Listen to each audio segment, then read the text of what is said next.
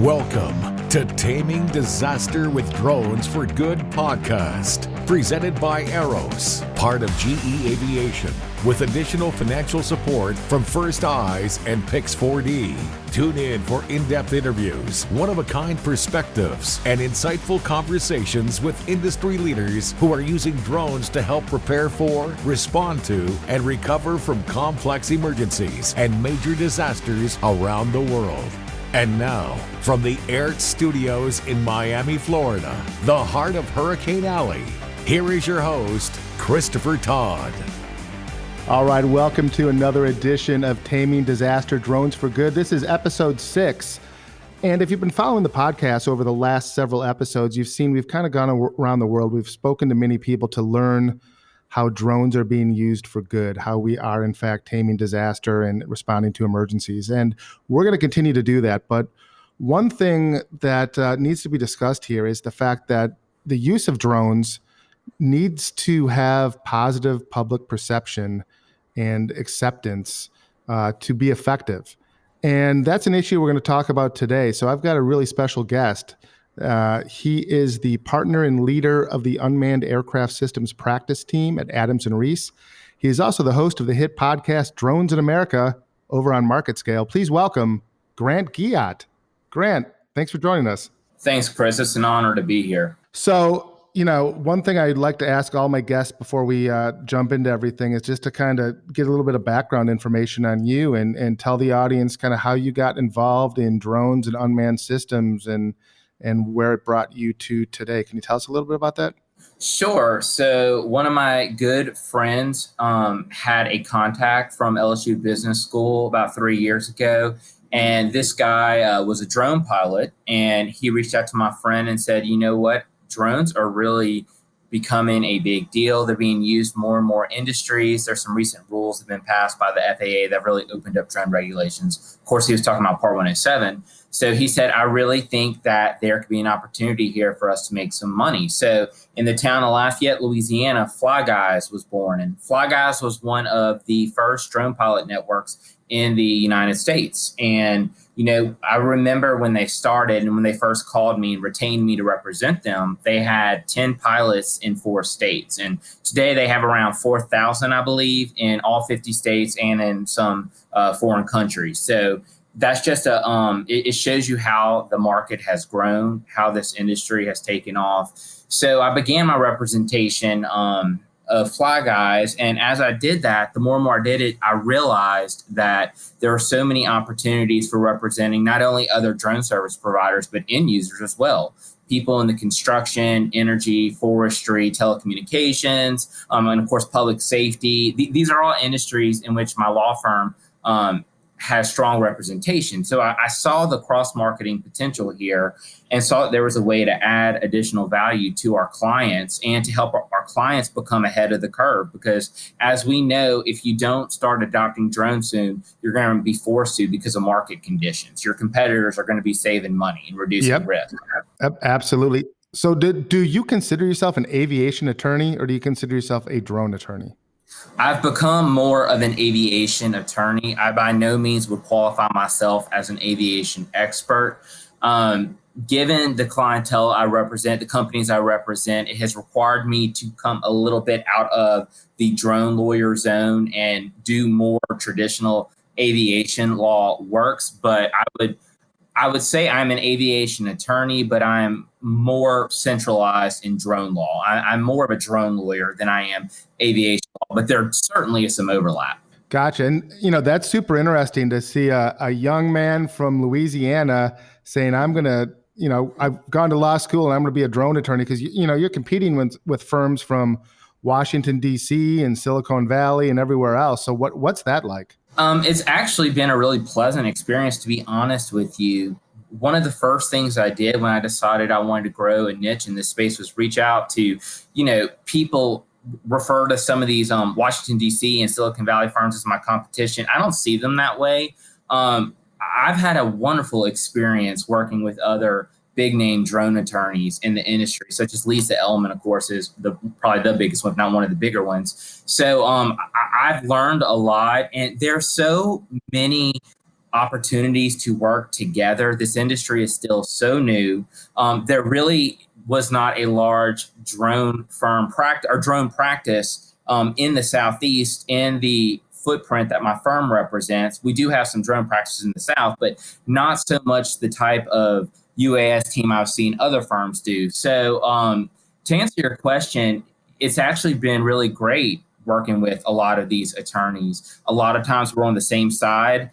Sometimes we're on different sides, but we always have the same goal, and that's to move this industry forward. And at a time where our industry is under attack by not just, negative regulatory environment, some would call it, but also by public perception issues, which you mentioned at the beginning of the episode, it's encouraging to know that you have powerhouse names like Lisa, and I could name several others from Aiken Gump and Wiley Ryan and all over, several great people to work with to really make a difference and move this industry forward.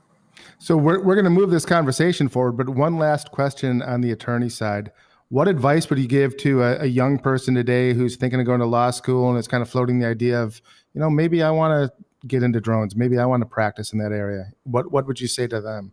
I would say it took me 8 years into my practice to even realize that I had any interest in aviation matters or drones. But once I decided I was interested, I did nothing but immerse myself in it daily.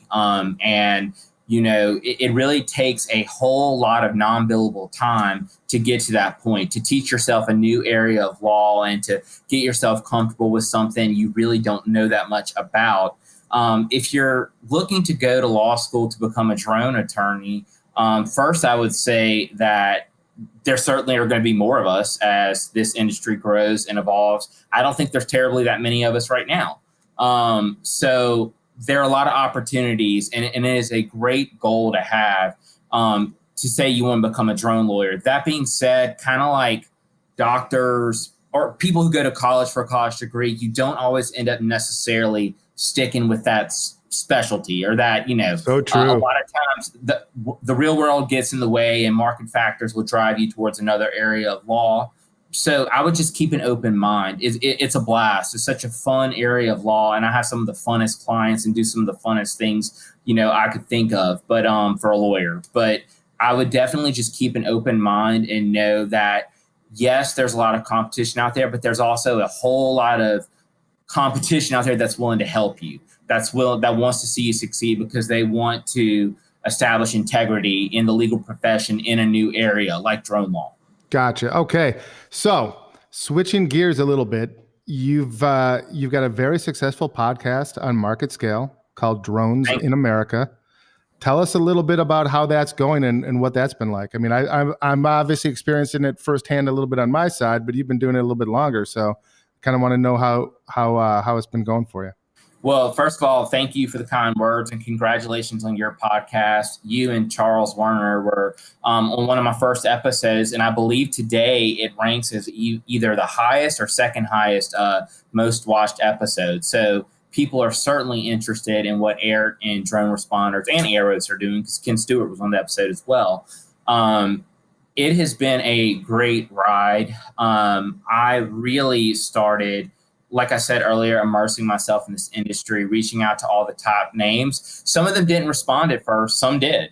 And I will say some of the ones that didn't respond at first, a lot of them have responded now because they've gotten to know me, they've seen my name.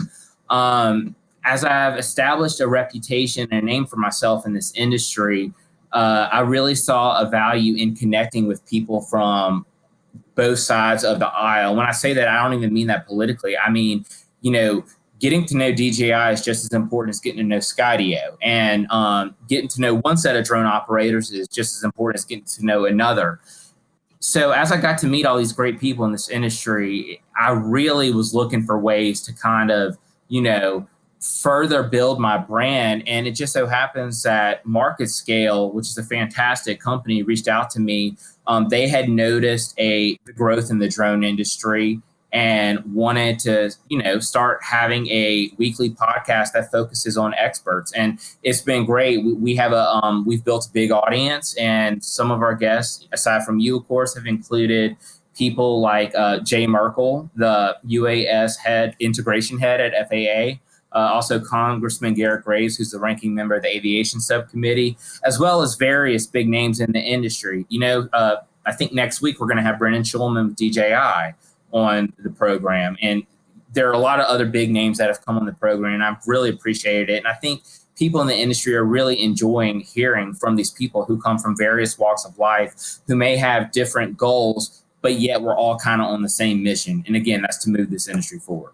Yeah, and that's, well said. And that's one thing I've noticed just from doing the podcast is you really get a chance to have a more immersive conversation. And I like to do the one-on-one format versus group format, because I think a lot of times in these webinars and in these presentations, or even at the live events, you're seeing the stage persona that's very kind of rehearsed and scripted, but you don't always get to meet the person and understand the personality behind what you're seeing. And I think with these podcasts, we can do that on a little bit more of an intimate level. And I think that's really important when it comes down to establishing credibility and understand what the backgrounds are for a lot of these folks that are trying to build this industry up, is to really, build that community and understand, what makes them tick, so to speak. So, and you've talked to a lot of people. So, what is your current assessment of where the drone industry is at based on your knowledge, the conversations you've had, and what you're seeing as we're, 4 or 5 months into this COVID-19 pandemic? Well, it's actually a timely question that you've asked that, not just because of COVID-19, but today on my podcast, we actually released an episode I recorded with Gretchen West from Sheboy Aircraft. And she, of course, along with Lisa Elman, was one of the co-founders of the Commercial Drone Alliance. Gretchen's been in this space for 15 years, so it was really interesting to pick her brain and see what she thinks in terms of how this industry's progressed over 15 years. But what I can tell you is in the 3 years I've been doing this, I have seen tremendous progress, and I feel like most of it has happened since COVID started. There were already certain regulatory advancements that were in the works, such as the rulemaking for easing the restrictions of operations over people and during night, and of course remote ID, which all of us are hopeful both of those will come out with final rules by the end of this year. That was already in the works, but I will say that I really think COVID-19 opened the door for our industry. And a lot of us, when it first started, were concerned that it was going to be a death knell for drone operators and for certain drone companies. And don't get me wrong, there certainly will be some consolidations. Some businesses will be sold. Some people will unfortunately go under. But what I have been surprised to see was that several companies and entities in the business are actually doing remarkably well.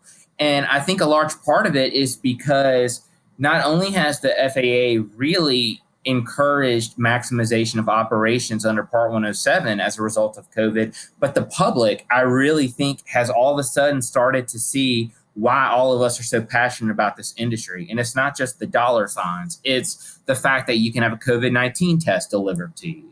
It's the fact that when your husband or your wife is quarantined and they're no longer able to go out and inspect a tower, you can send a drone to do that. It's the fact that when businesses are struggling to rebuild and economically recover, you can implement this technology and cut costs and reduce risk. So it's economic relief and, as well as the practical applications, the drone deliveries of COVID tests and other necessary materials. All that taken together, I really think has kind of slingshotted this industry forward.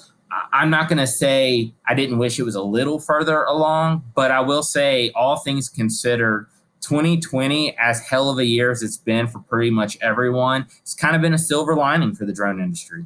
Grant, that's really interesting. A couple weeks ago, we had Gemma Alcock from the UK, from Skybound Rescuer and Lowland Rescue on the show, and I was asking her, what was happening over in Europe and the UK, if she was seeing drones being more prevalently used, and she said, yeah, COVID-19 was actually driving a desire from government to embrace drones more rapidly. She thought there were going to be more funding coming out. So you think that's something we might see here in the US with more, not only on the regulatory side, but funding being allocated for more projects involving unmanned systems and unmanned aircraft systems?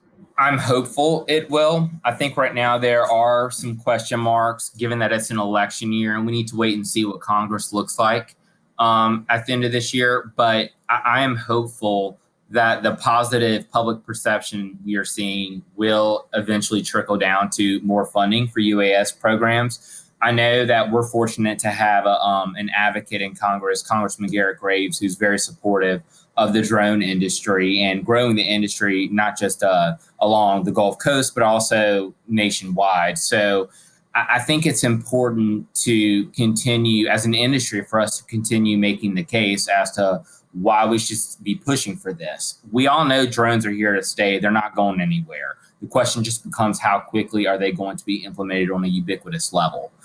I also will note that unlike the UK, America has a bigger problem with privacy issues. And it may go back to our historical foundings. For some reason in America, our expectation of privacy is heightened when you compare it to people's expectations of privacy in other parts of the world. And a lot of drone attorneys from other countries I've spoken to are stunned to hear that we even have a public perception problem, because people over there, they say, just don't care. If they see a drone flying over their backyard, they don't care. In America, we certainly do care. So it's something that we're constantly having to work against, but I'm hopeful that as we economically recover as a nation, that we will see more UAS funding. And I also want to note that I was very encouraged by the results of the drone responder survey that you guys recently put out, and that came back that something like over half of the companies either didn't really have an economic impact, or if it did, it wasn't that bad in terms of drone use. And to me, that was very, very encouraging and quite honestly surprising to me, because I would have thought for sure public safety drone programs would across the board just be crippled by COVID-19. Yeah, I mean, based on what we're hearing with funding being pulled back at a lot of these government levels, and in all fairness, that survey was conducted last week of May through about the second week in June. So we're about 2 months further ahead than we were back then. Mm-hmm. And I know a lot more communities are feeling the pain now than perhaps they were then. Because I think, that first wave of COVID, it was like, okay, we shut down, we did what we needed to do. Now we're going to open everything back up and it's off to the races. And here in Florida and in other states, we're seeing, I don't know if you call it a second wave, but or perhaps a relapse. But I mean, we're seeing industry, restaurants, particularly nightclubs, being shut down, and that's going to have a really detrimental effect on the economy. And in places like Miami, where you've got the economic engine is tourism driven. So you've got the cruise industry shut down. You have professional sports shut down, college sports shut down, nightclubs shut down, and you've got international travel banned. So you can't freely just travel to Miami and lie on the beach if you even wanted to from another country. So places like here, I mean, they're losing millions of dollars a day in revenue, and that's going to create a budget deficit that public safety is going to have to deal with. So we were happy about that survey and we were happy with the results, but we also recognize that we probably need to do some follow-up research on that this fall to kind of see if that's shifted at all. Now, will that research have any impact for 2020? Probably not.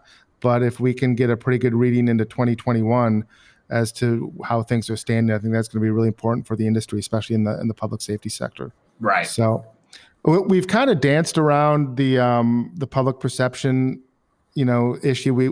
We opened the show by saying it's important. I know you think that COVID's created a positive public perception, but I'm going to take the contrarian view just so we can have a healthy debate here. We've seen some gaffes, I think, in the way drones are used, particularly by public safety agencies over the last couple months. And I think the first one was when we had the news media reporting on law enforcement agencies using drones to yell at people, right, to maintain social distancing. Well-intended mission that, right or wrong, the news media cast in a certain light. And it kind of invoked those images of Terminator drones flying around stalking people, right, or even perhaps connotations of military drones just doing nefarious things in different places. So it's, that's something we've got to overcome. On the heels of that, we had the Black Lives Matter protests and the protests in Minneapolis where drones were allegedly used to monitor the crowd or rerouted from a certain mission to monitor the crowd. That got some negative media attention. Most recently, we've seen in Minneapolis, in northern Minnesota, where local police were using drones to monitor people at a nude beach for whatever reason I'm still unclear on. And then most frequently here, about a week ago in Texas, we had a sheriff, I believe a peace officer, surrender his peace officer license permanently for falsifying the records of his drone program and the training records. And it was basically either face criminal prosecution or fess up to what happened and surrender your law enforcement license. So we've seen kind of this domino effect here. None of these issues appear to be linked, but they all kind of serve in one way or another to perhaps create a negative connotation on how public safety is using these systems that we're all working so hard to try to create a favorable light on. So I just want to kind of get your thoughts on that. Like what does public safety need to be doing right now? And how can we overcome these hiccups and recover from this to move forward to really set the stage for getting to that point where public perception is positive? One thing I want to call your attention to regarding all the examples you listed. Well, first of all, obviously we've all heard of the one where the drone was being used to disperse crowds. What I'm not familiar with is whether there was local engagement involved on that level, whether the state and local authorities were notified in advance that was going to happen. I suspect they were not, but I could be wrong. Well, the drones yelling at people example, actually, I think that originated in China, and then we saw it in France, in Spain, I think even in the UK and perhaps Germany. And then it was used by more local police departments here in the US. Right. And quite honestly, I think in some cases it was a police department trying to get some favorable public press about how they were using the system, and it just backfired. So what I will say is that the yelling at people to disperse the crowd, the nude beaches. What was one of the other ones you mentioned? There was a training gaff, and then a Customs and Border Patrol Reaper style drone. The civilian model was rerouted over Minneapolis during the protests.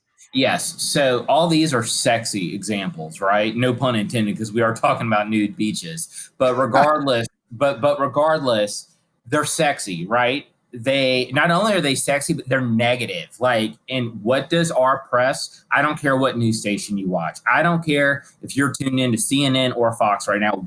What the press, for some reason, loves these stories that point out these concerns. And I'm not at all suggesting that the concerns are not legitimate.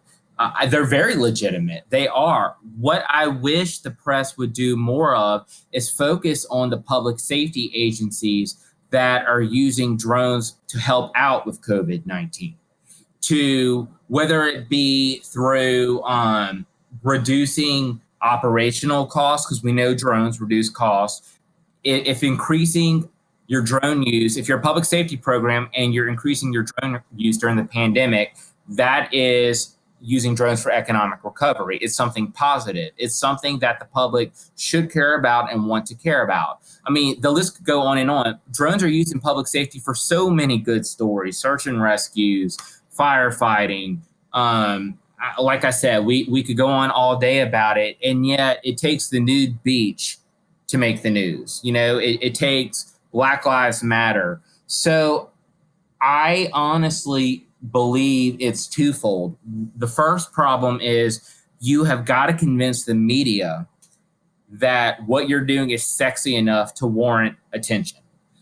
Because right now, during an election year, when our country is so divided, you know, you're not seeing too many stories of people rescuing puppies, are you? Or of homeless cats being adopted, or Nope. even children being saved from burning buildings. You're not seeing it. You're hearing about the negatives. So that's one thing we have working against us, is the fixation by the media on negative stories. The second one is the state and local buy-in. I think that's another problem too. There are some groups that attempted to use drones to assist with COVID-19 measures, but they didn't get the community buy-in before they did so. And as a result, people saw drones, freaked out, and it kind of canned the program. In terms of public safety agencies, what they can do to kind of help positively shape the narrative is keep doing what they're doing, because they are the best representation of why drones should be here. Public safety uses will always be the most direct humanitarian benefit example you can give of why a drone should be used. And it's important for us to keep stressing that.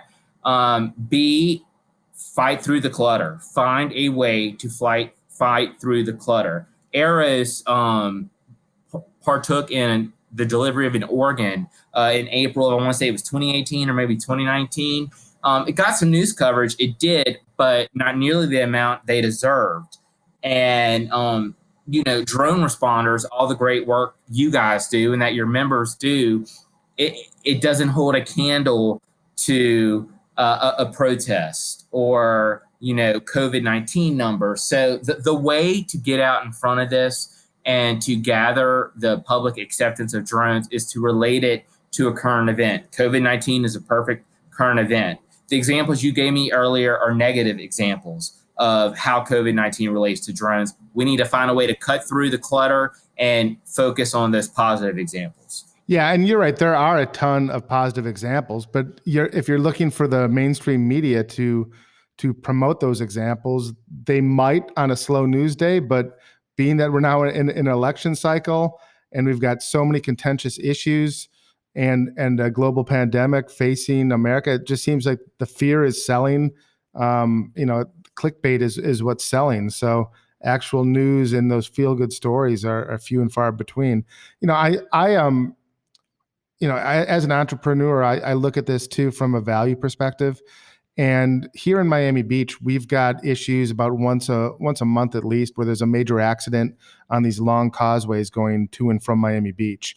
And it's like a motorcycle or a drunk driver or something. It's a fatality where that causeway gets closed. And when it's closed for 4, 5, 6 hours or more as law enforcement is doing their forensic investigation and their analysis of what happened.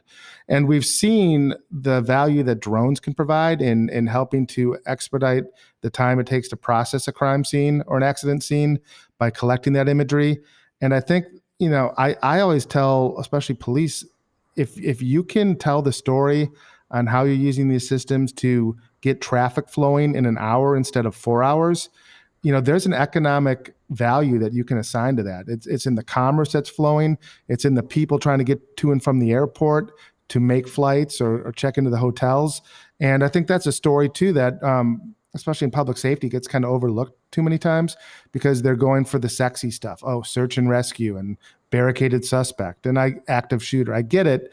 Those are all super important missions, but they're also fewer and far between than the accidents, which seem to happen every week. And if you can get somebody's road open and get them to work on time, and tell them that a drone was responsible for that, that's going to win you some favor, I think. And the other point I would make there is I think that we need to go back a little bit to community outreach.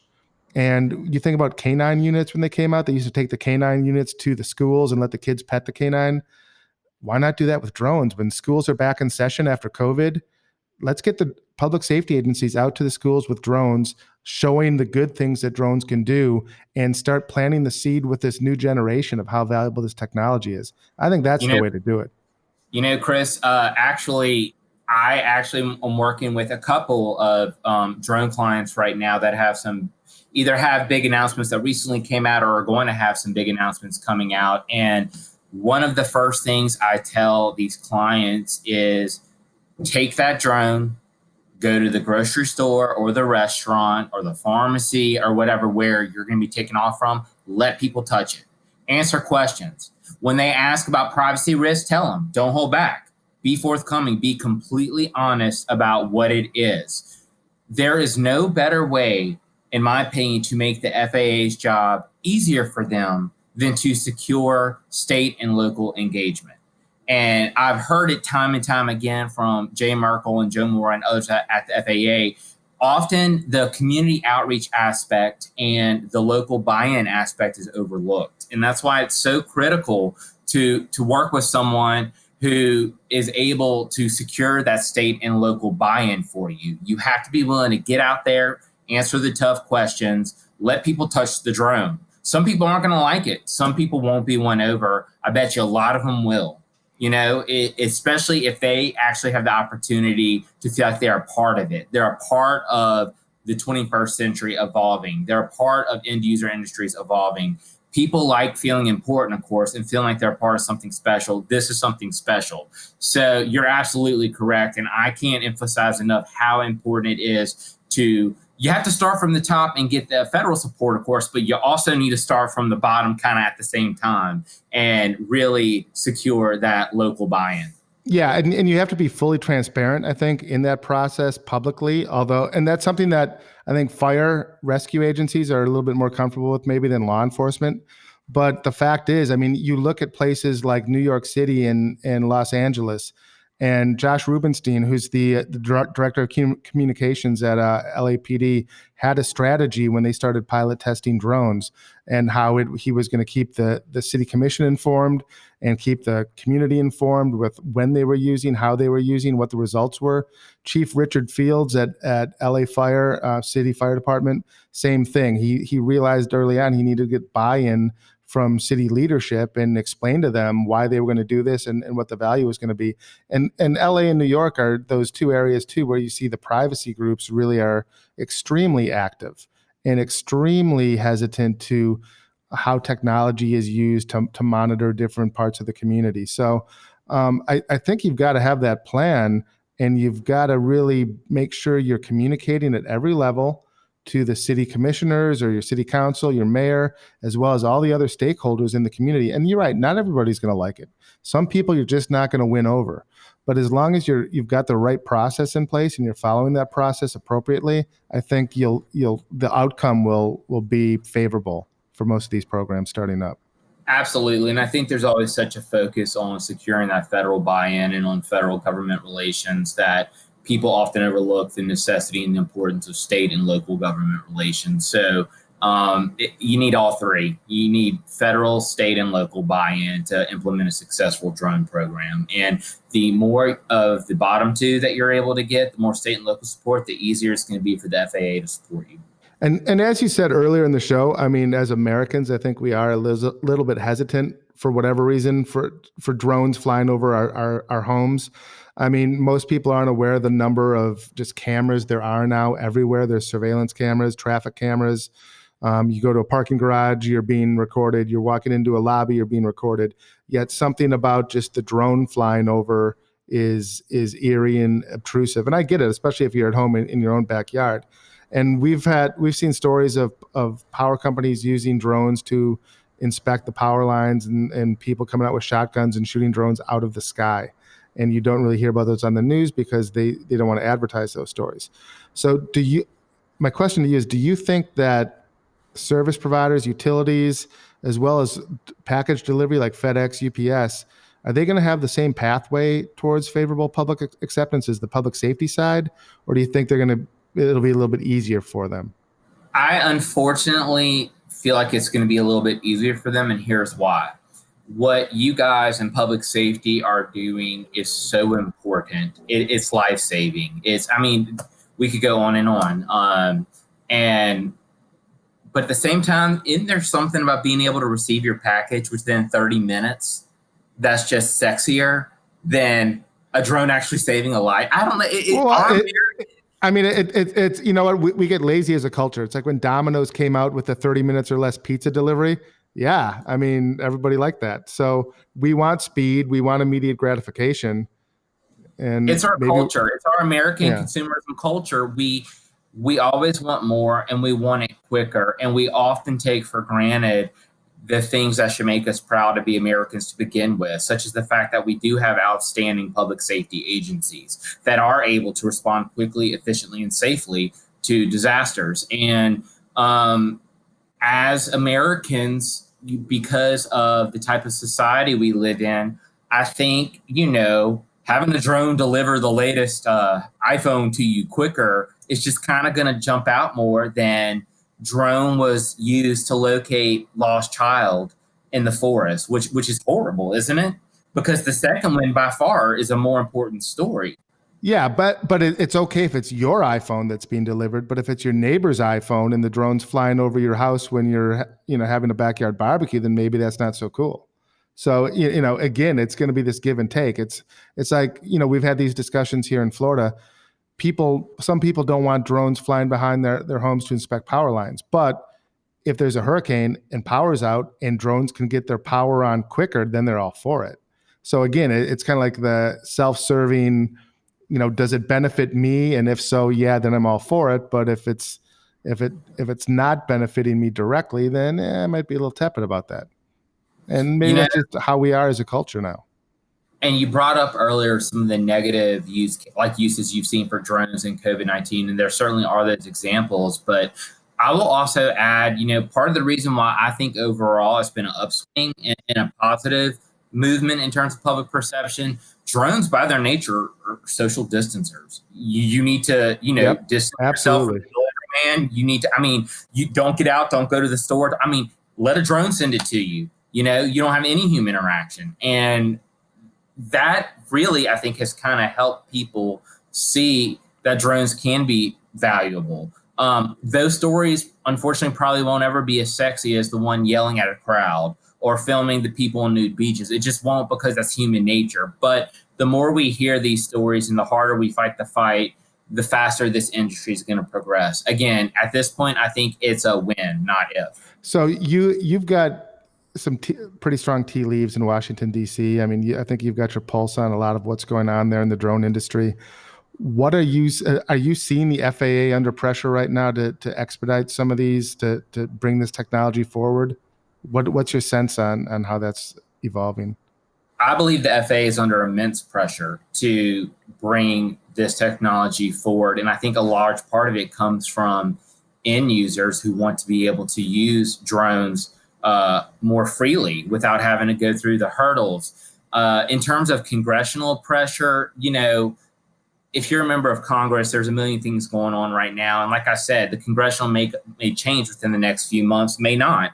But I believe the FAA is under pressure, and I don't know that it's necessarily helpful to furthering this industry along, because the FAA has to focus on safety. We have to maintain the safest airspace in the world. We have Agreed. to. Otherwise, what are we? And so, yes, the FAA is under immense pressure. And one of the ways as an industry we can help them is to lessen their headaches. How do you lessen headaches? You lessen complaints, you lessen issues. The way you do that, you get your boots on the ground and you deal with the people who are going to complain.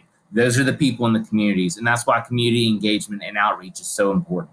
So who do you think's doing a really good job with COVID-19 as far as, pushing the envelope forward and kind of, they say a rising tide lifts all boats.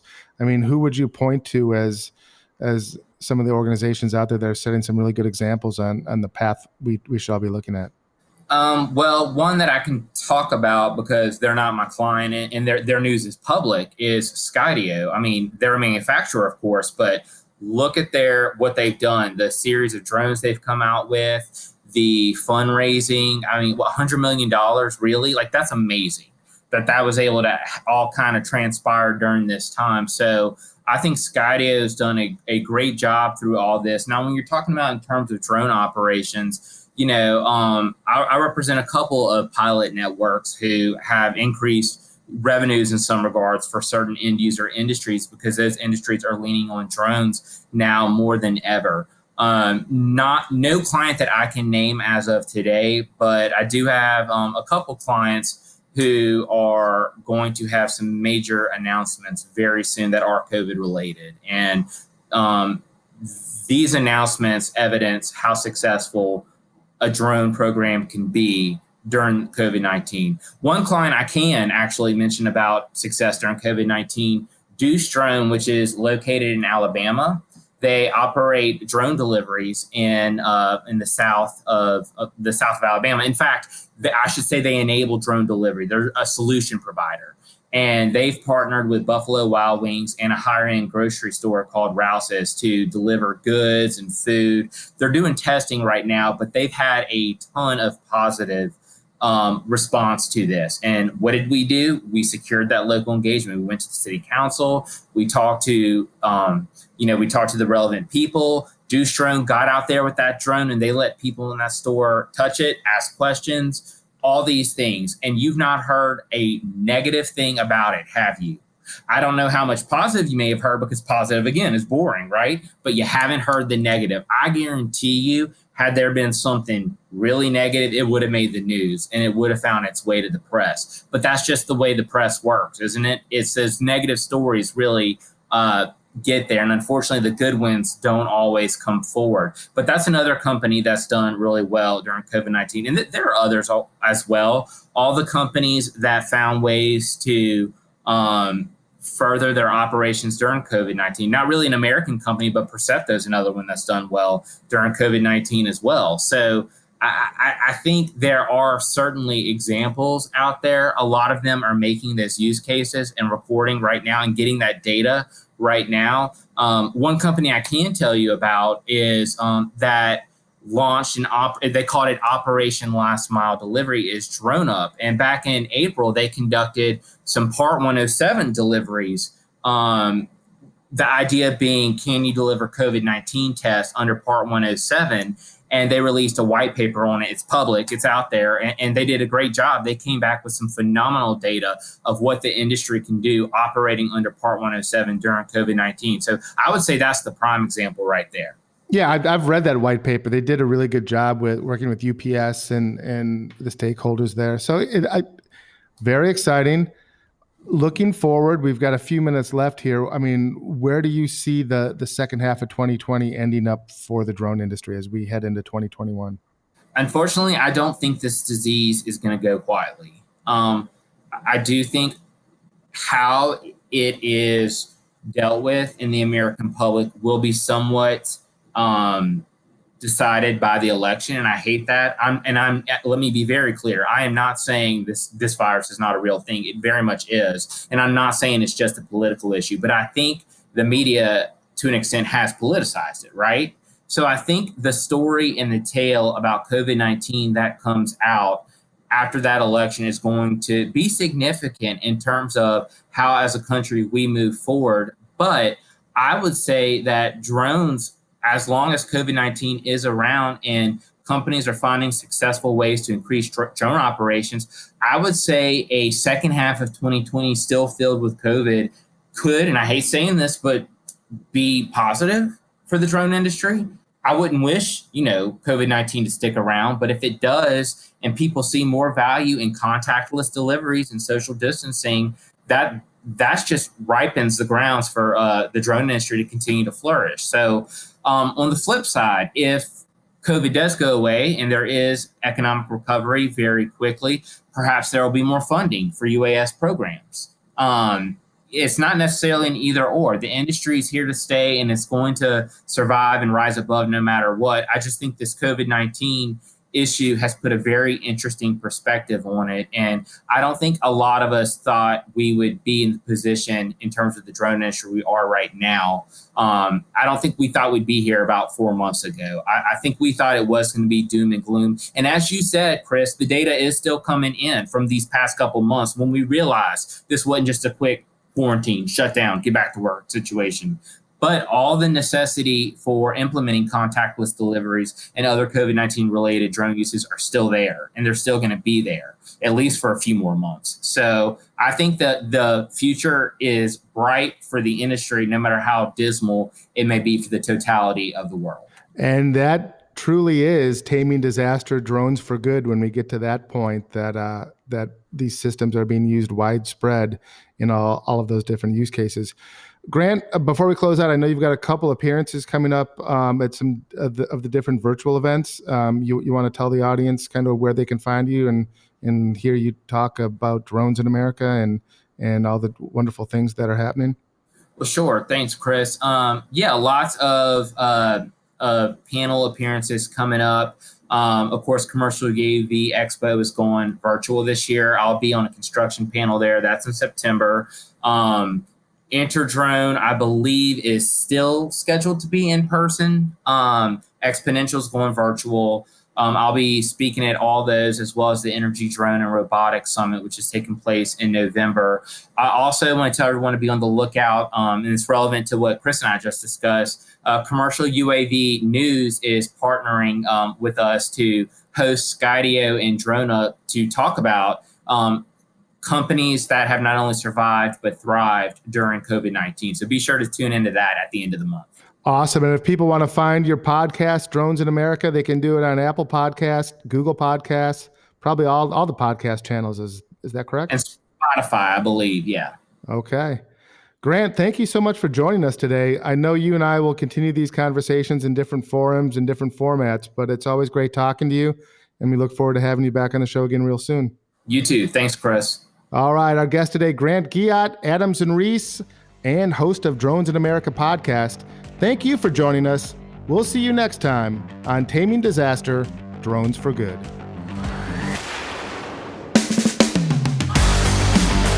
Thank you for listening to Taming Disaster, a production of AIRT, the world's leading nonprofit organization supporting drones for good. Learn more about us online at airt.ngo. And be sure to tune in to our public safety focused podcast, Drone Responders, hosted by Charles Werner.